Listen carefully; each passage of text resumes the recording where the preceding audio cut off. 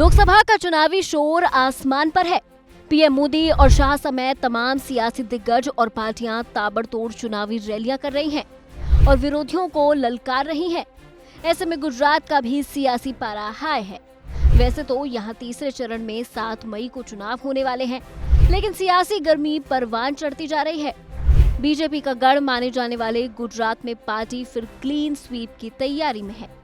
लेकिन यहाँ की एक ऐसी सीट है जिस पर हमेशा सियासी नजरें टिकी रहती हैं और सीट है बीते 3 दशकों से बीजेपी का अभेद किला गांधीनगर। जिस गांधीनगर सीट से कमल खिलाकर अटल और आडवाणी लोकसभा में पहुंचे, उस सीट पर अब गृह मंत्री अमित शाह बीजेपी की विरासत को संभाल रहे हैं।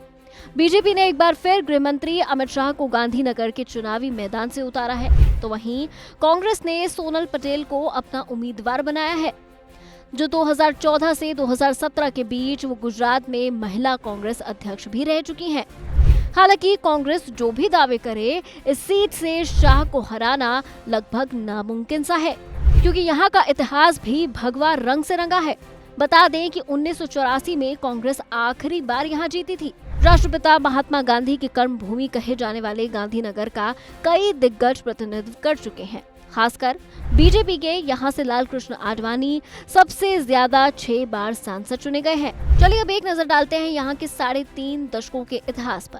1989 में गांधीनगर लोकसभा सीट से बीजेपी को पहली बार जीत मिली। पार्टी के उम्मीदवार शंकर सिंह वघेला ने यहाँ से बीजेपी का खाता खोला। 1991 में गांधीनगर सीट पर लाल कृष्ण आडवाणी जीते, तो अगले चुनाव में यहाँ से बीजेपी के उस वक्त के सबसे बड़े चेहरे अटल बिहारी वाजपेयी चुनावी मैदान में उतरे। 1996 में अटल बिहारी वाजपेयी बीजेपी के टिकट पर विजयी हुए।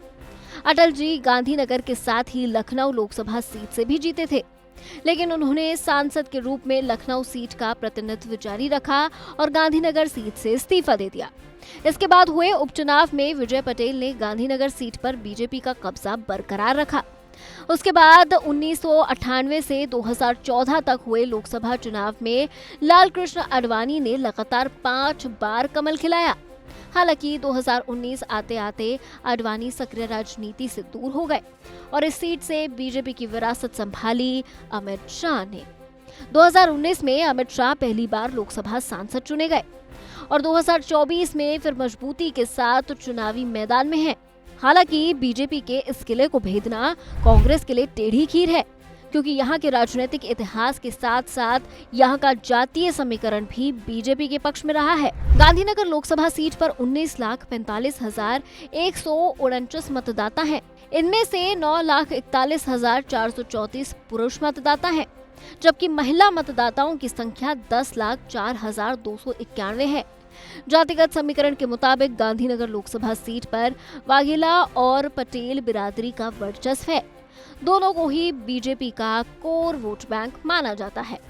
ऐसे में कांग्रेस अगर जीत जाती है तो ये किसी चमत्कार से कम नहीं होगा।